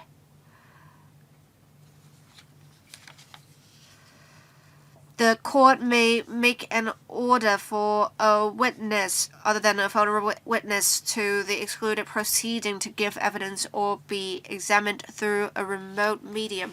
I would like members to note that if witnesses who are applicants who are giving evidence as someone who has been implicated but allowed by the Department of Justice to give evidence, they will be covered, but then otherwise it wouldn't be covered. Thank you. Mr. Jose Yam. We do note Mr. Chow and the relevant professional bodies' comments. We do understand that for criminal trials, it is more risky to have remote hearings. That's why we have excluded them. But as Mr. Holden Chow said, we are trying to leave it to the court to decide. We want to offer some flexibility to the court, and the court may have reference to the factors in Clause 9. And in particular, it says that the parties should ensure that evidence is given freely without coercion or other influence. So this is a factor to be considered. Why are we leaving this to the court to decide? Because when a witness is incarcerated, if they are an important witness and due to specific circumstances, they can only give evidence remotely, we want to offer some flexibility.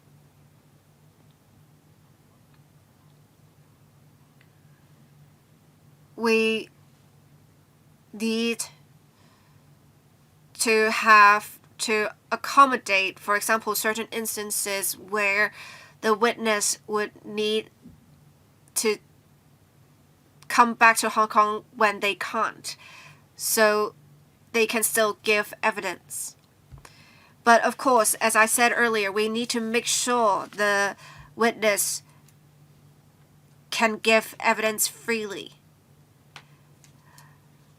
But the court always has the power to ask the witnesses to attend court in person. We just want to offer some flexibility here. Thank you, Mr. Orin Kong. I want to ask about 63A3.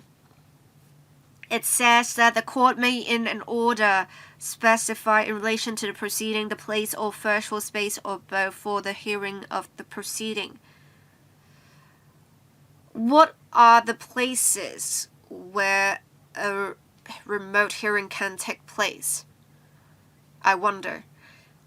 So would you be, say, an office in general or an office building in general, or will you specify the room in particular?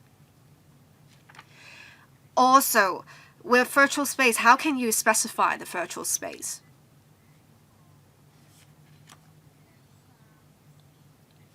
I want to ask about also 63C.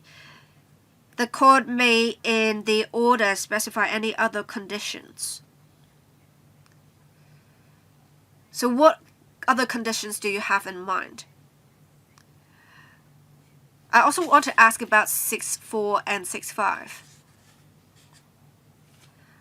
I know that the administration has talked about many times some proceedings are to be excluded, but in subclause 4, it says that for some parts of the excluded proceedings, They may be conducted through a remote medium. Can you spell these parts out? Otherwise, it can get confusing. Also, for subclause 5, for the purposes of subsection 4, some excluded proceedings, again, the court may make an order for a witness. Yes, please speak into the microphone, Mr. Yam. First, the location of the hearing 3. Usually, the judge will conduct hearings in our court. It's just that for a particular part of the proceeding or for certain persons, they attend the hearing remotely. So 3B, in relation to the participants of the procedure,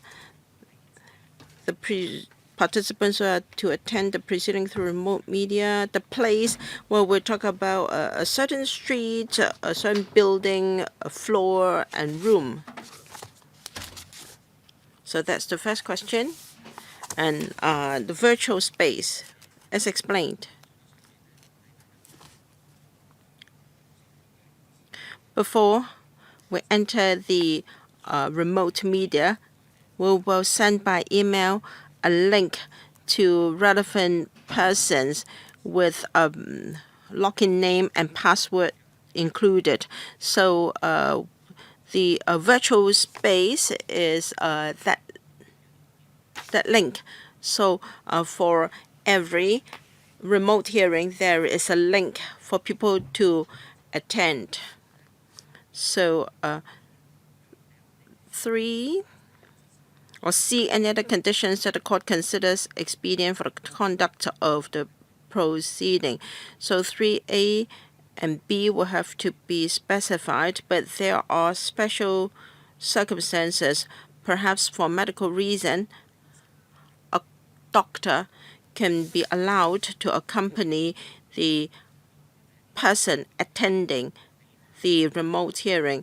While this is not a catch-all arrangement, at least we give room for the court to deal with unforeseen conditions here. 4 and 5 are to be viewed together.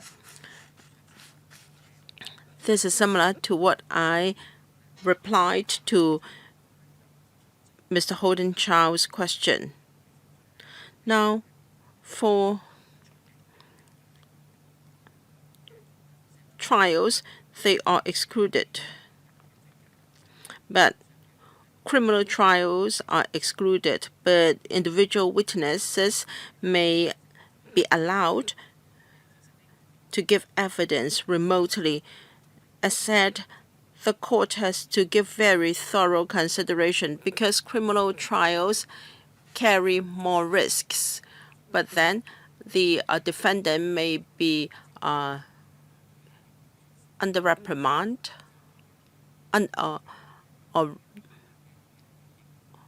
or remand, and the person may not be able to return to Hong Kong for a long time, and his rights might be affected. So we have to bear in mind that the witness will not be subject to any coercion or being affected. Is there any definition for virtual space? No, we don't have any.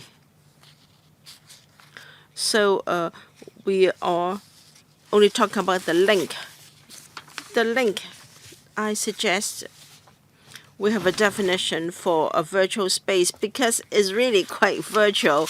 I don't quite get what is virtual space. We are dealing with a virtual bill. We cannot be that virtual. Mr. Rincon, you are very correct. The same question was asked by our legal advisor. Perhaps the Judiciary Administrator may want to reconsider this. Any response from Ms. Kwok? Thank you. I thank Mr. Rincon for her questions. We have looked for a definition of virtual space. I think technically in the technology space, virtual space is clearly understood as opposed to physical space. And the reason why we don't provide a definition for a virtual space is because it's just like a computer. A definition for computer is always changing.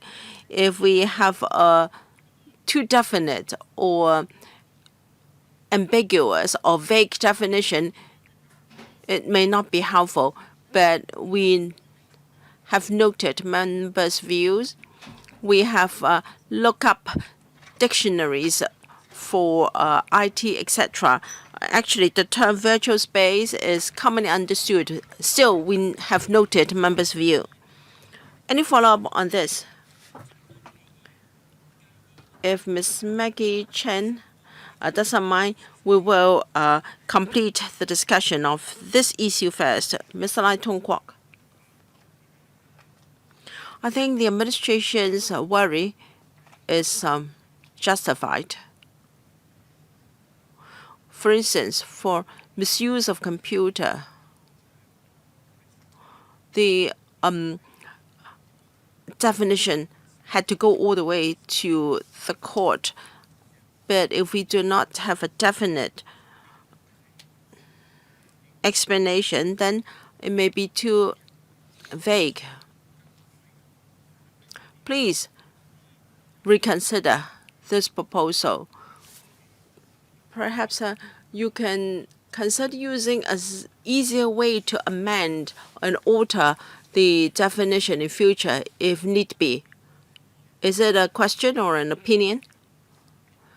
Mr. Yam, I thank Mr. Lai for his question. We're thinking about this. We're thinking of issuing guidelines for technical matters.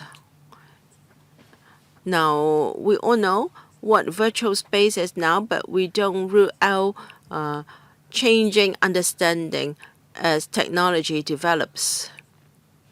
So we'll consider making it clearer in our technical guidelines what is a virtual space. Any other follow-up on this? I have a follow-up.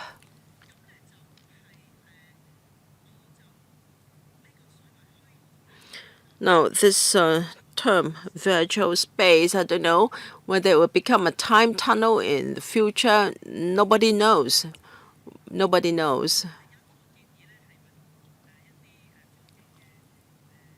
So I suggest we consult technology experts. We still have time. We have people conversant in this matter as well. We have members of this council who know this.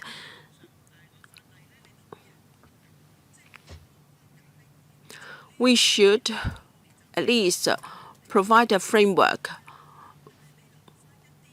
2025 is just around the corner.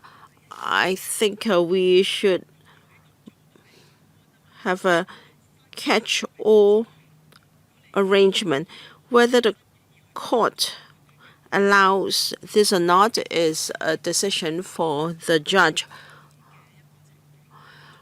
We should allow the court to decide whether it is in the interest of justice to allow a remote hearing.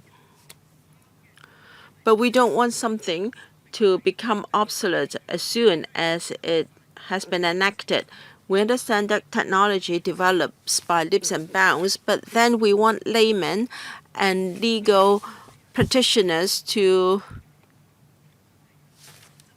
have some basic understanding of the bill when we apply the bill. So, of course, I agree that you should leave room for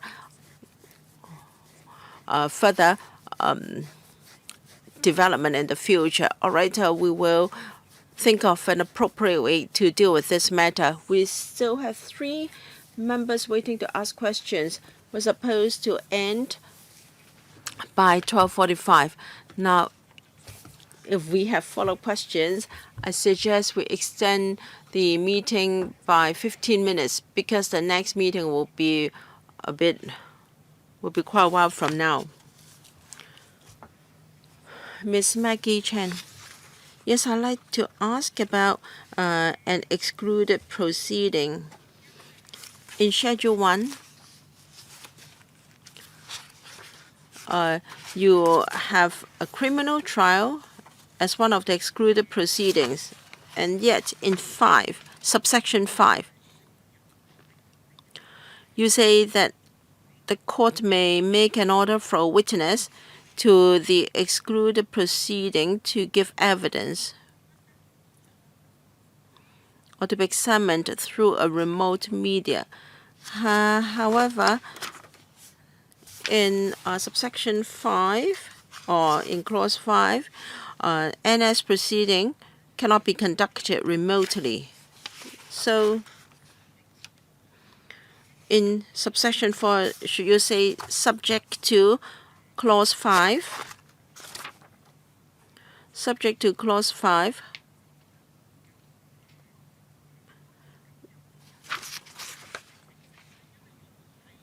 Then an excluded proceeding may be allowed, because that is for clarity's sake, because if it is allowed under subsection 4 and 5 here, I may think that it is possible regardless of clause 5. Mr. Yam, thank you. We have a definition for excluded proceedings. The proceedings listed in Schedule 1. There we have a criminal trial and a hearing before the juvenile court. Subsection 4 and 5 of Clause 6 are only referring to excluded proceedings listed in Schedule 1. For NS proceeding, whether it be civil or criminal, should not be handled with a remote hearing. And so Section 6 has made it very clear that NS proceeding ought to be excluded or are not to be conducted remotely. So when we refer to excluded proceeding, we're only talking about those under Schedule 1. Ms. Maggie Chen. Now, if I am a legal representative there, I will argue with you for sure that subsection 4 and 5 or subsection 5 will allow me to apply for a remote hearing in an NS proceeding, given that NS proceeding is a very significant category. Remote hearings should not be allowed. And there is no saying that subsection 5 should prevail over 6.5. Now for 5, only talk about criminal trials.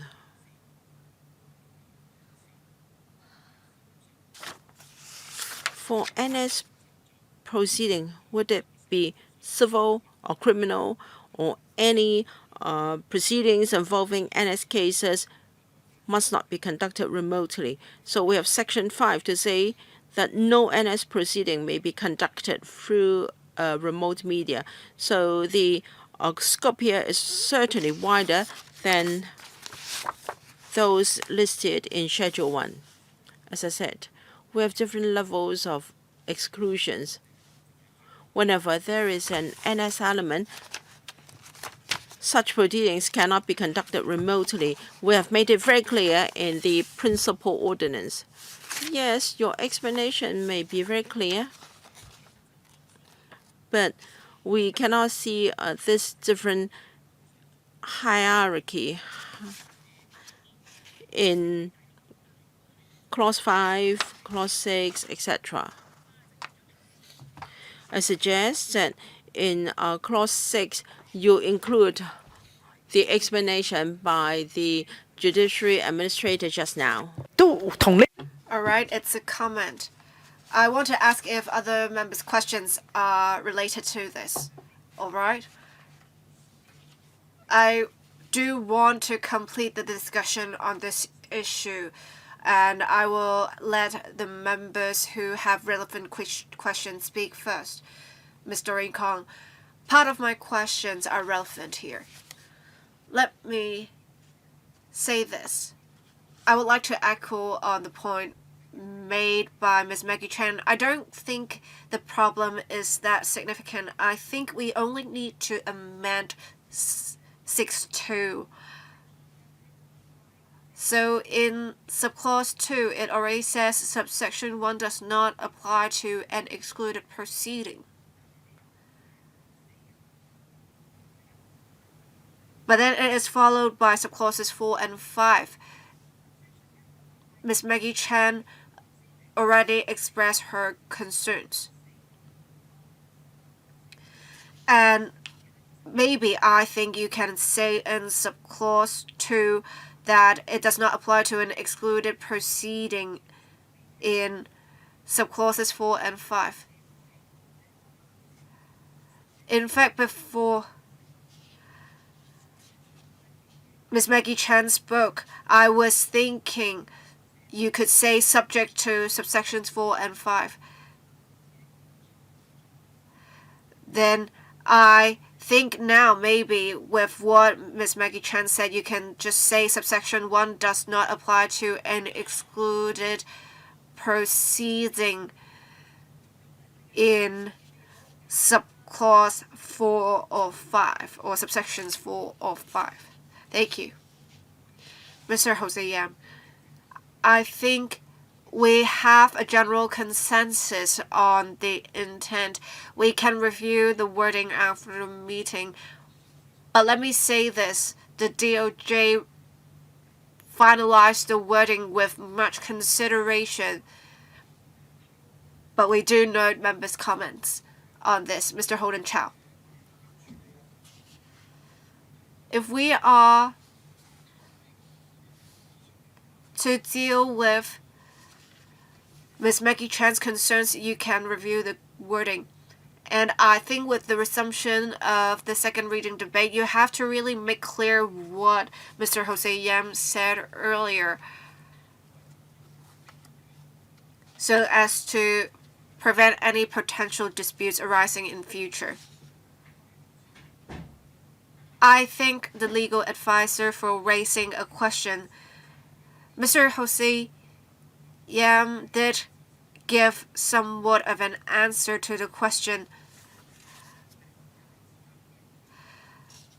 Subclause 5 would be allowed because some witnesses may not be able to come to Hong Kong to give evidence, and I think one of the biggest instances would be one is already incarcerated, and if we need them to testify against other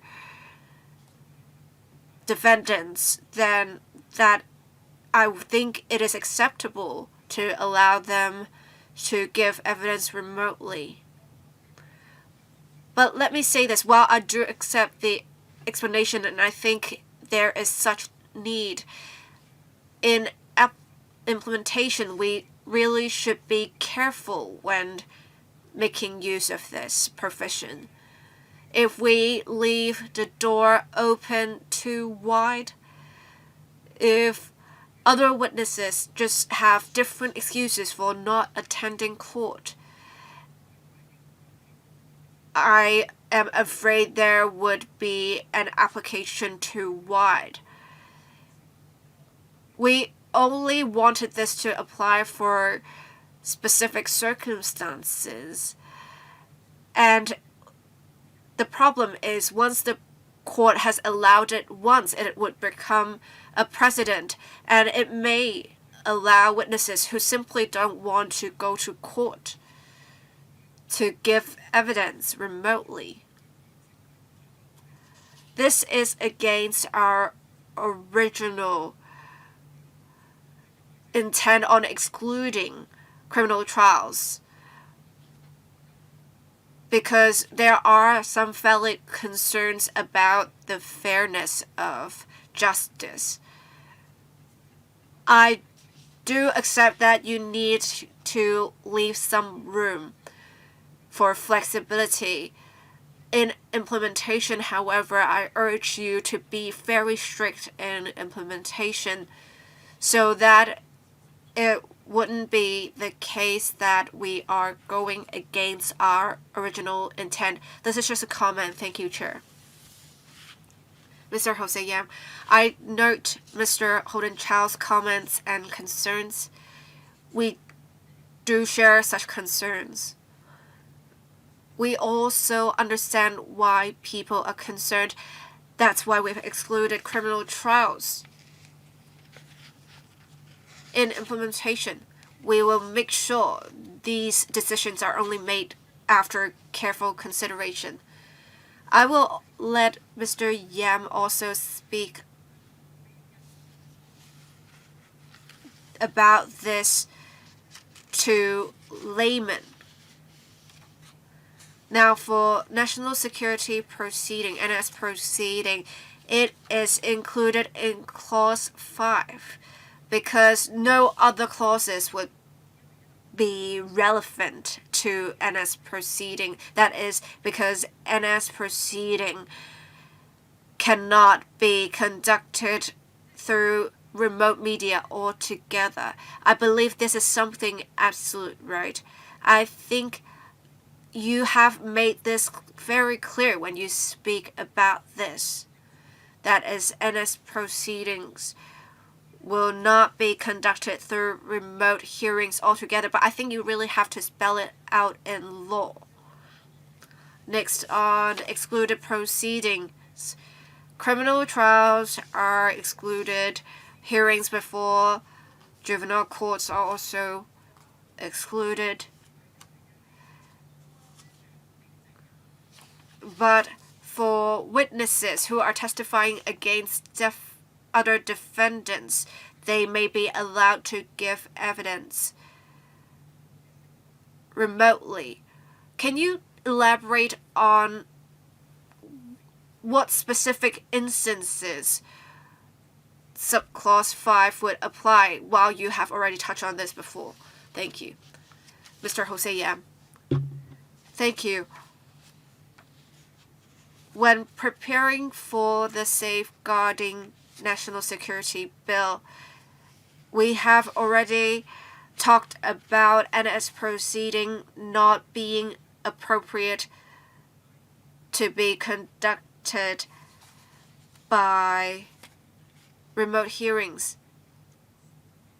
And in fact, with a relevant ordinance, it is possible to have overseas witnesses, but then we have also included in those provisions that when it is a national security proceeding, those provisions won't apply either, which is why in Clause 5, whether criminal or civil, NS proceedings cannot be conducted through remote hearings. The excluded proceedings are set out in Schedule 1.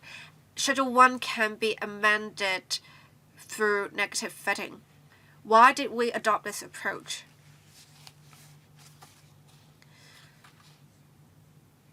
We have now excluded criminal trials and hearings before juvenile courts. It is deemed inappropriate at the moment to have such hearings conducted through remote hearings. We, however, do not rule out the possibility that in future it may be appropriate for such proceedings to be conducted through remote hearings. If we make amendments, the LegCo would have a chance to look at it through the negative vetting procedure.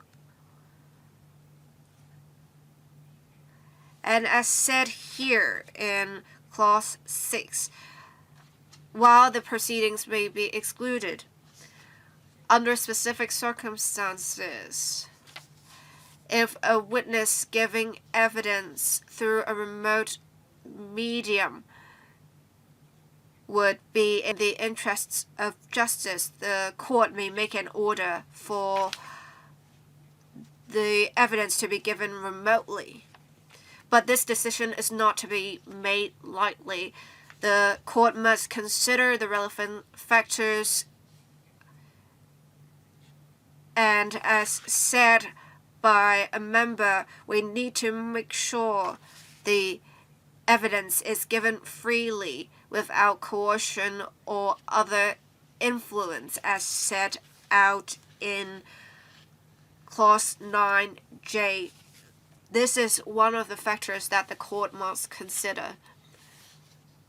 So I hope this would address the members' questions. Can you also talk about what would happen with vulnerable witnesses and witnesses who are testifying against, who committed a crime but are testifying against the other co-defendants? Well, I want to say this for tainted witnesses. They would need, I was referring to vulnerable witnesses. Excuse me. I'm talking about vulnerable witnesses in relation to Chapter 221 Criminal Procedure Ordinance. For Part 3A in Chapter 221, there is a specific mechanism for vulnerable witnesses. And as said by the chairman before, these witnesses would often have to be accompanied by other people, their family members, or say some officers, for them to give evidence through video link. We already have a comprehensive mechanism. That's why we think it is better to not touch on that here. As for tainted witnesses, it would depend on the specific circumstances. In the LegCo paper, we talked about in particular a case. Oh, I can't find it now. The Stefan proceedings. So these hearings may not be public hearings. They may be chamber hearings for the protection of the witnesses. So these, again, would be in the interest of justice to have the witnesses give evidence that way. Alright, so essentially, that would tie in with subclause 5 to allow, in addition to chamber hearings, we could also have remote hearings. Alright, I understand what you're saying, so that existing mechanisms can also be used. Ms. Carmen Kwok, anything to add? Well, let me extend the meeting for a bit longer because we have 2 other members waiting to speak.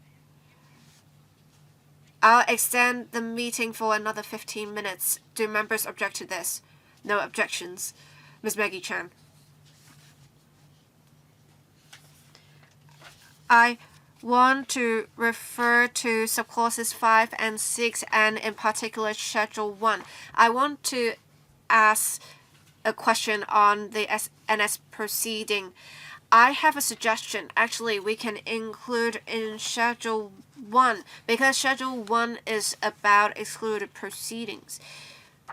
If we include in Schedule 1 in criminal trials, we would say in particular it does not include any NS proceeding. It would be clearer, and one can appeal for this ground. Thank you. Ms. Chen. Excuse me, Mr. Jose Yam. As I said earlier, Schedule 1 can be amended through negative vetting. We think NS proceeding shouldn't be allowed to be conducted through remote hearings at any point in time, which is why we have included it in Clause 5 instead of including it in Schedule 1. I hope this answers your question. Ms. Maggie Chan, I still suggest that we add NS proceeding to Schedule 1 so that we can plug all possible loopholes. Because Schedule 1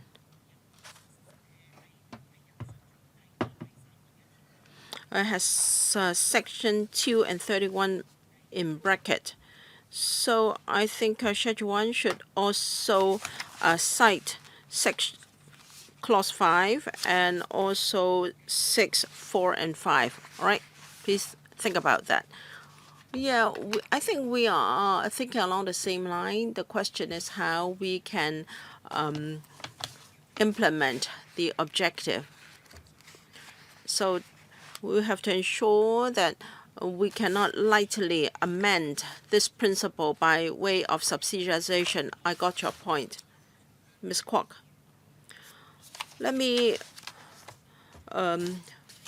add a drafting perspective to facilitate Ms. Chen. Now, for excluded proceeding is different from Clause 5. Clause 5 is not just talk about this section. We say in Clause 5 is no NS proceeding may be conducted through a remote media under this ordinance, under the law or otherwise. Why do we have a separate clause for this instead of adding it to Schedule 1? Because we want to make it definitely impossible. So I think Ms. Chen has weighed different considerations. Now, we are not just confining to this bill. We want to ensure that remote hearing will not be allowed for all NS proceeding, whether it be under this ordinance or under the law or otherwise. Whether you are talking about a statute or under common law, no remote hearing can be used for NS proceeding. Now, if we use excluded proceedings to handle this, it will not be as comprehensive. We cannot rule out remote hearing under another piece of legislation. So we do have different levels. In Schedule 1, we do not add NS proceedings.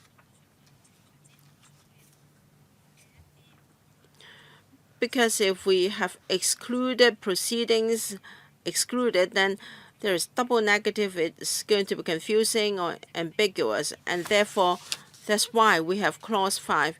The Chair and also Mr. Holden Chen have given us very good suggestion that is we should explain the policy very clearly, whether it be in the legislative brief or in the second reading reply speech, etc.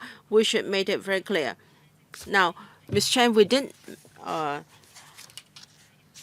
make known the various ways to handle or tackle this situation. We have gone for this one after very thorough condition.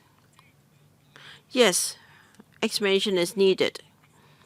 I'm thinking whether it would complicate matter if we include NS proceeding in a schedule, given that it is subsidiary legislation. Now, if it is absolute, you should make this clear. Every time you mention remote hearing, you have to make it absolutely clear that remote hearing doesn't apply to NS proceeding. Mr. Ring Kong, thank you very much for your explanation. Without your explanation just now, I was a bit confused about NS proceeding and excluded proceedings. Now, like what Mr. Lai Tong Kwok said, excluded proceeding or NS proceeding is absolutely would not allow a remote hearing. Now, I thank you for your explanation. I don't have any problem with that anymore. But when it comes to Clause 6, or rather in subsection, in subclause 6 of 6, you say an order may only be made under subsection 1 or 4 if the court, after considering the factors under section 9, is satisfied that in the circumstances of the case, it is in the interest of justice to make the order. I've read both the Chinese and English texts. And my query is, do we have a definition for interests of justice? Because the interest of justice can be subjective. It is for the court or the judge to decide, taking into account the circumstances of the case and also his experience. Whereas for Clause 9, we are talking about a list of objective factors.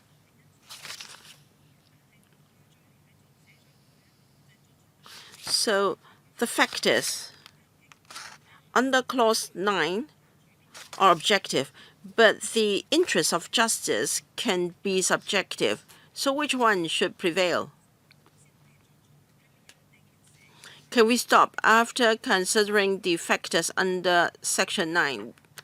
Why do we need the last phrase in the interest of justice? Mr. Yam, the court will have to ensure that everything done is in the interest of justice. This is an overarching principle.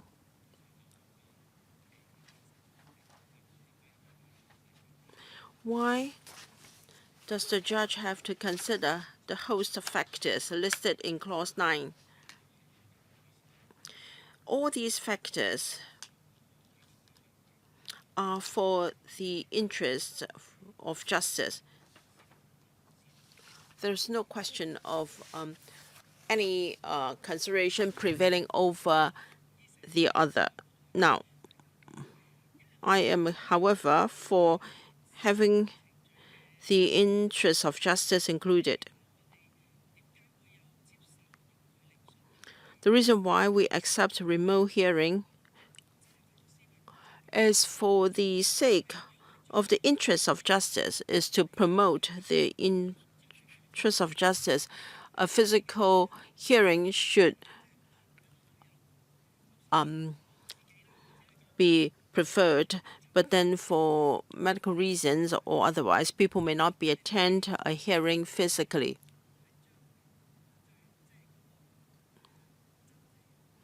Now, even for lawyers, the purpose is to promote justice and truth. So I think it is okay to have the interests of justice included. Ms. Kwok, I thank Ms. Kong for her concern. We have been discussing the judiciary in drafting the bill. The term the interest of justice is not only found in our local law, it is found in other jurisdictions as well. And that is also why we need to have a list of factors in Clause 9. People may think that the judge's decision is subjective. In fact, the decision is based on a list of objective factors. We have to ensure that the guiding principle is fair and justice. So we want to strike a balance here between human rights and also interests of justice. Thank you. This is the last meeting before Christmas. I thank members for staying until 1:10. May I wish you a Merry Christmas and Happy New Year. The next meeting is scheduled for the 10th of January. So see you again on the 10th of January. We'll let you know the time and location of our meeting. We will continue after the New Year, after Christmas. Thank you.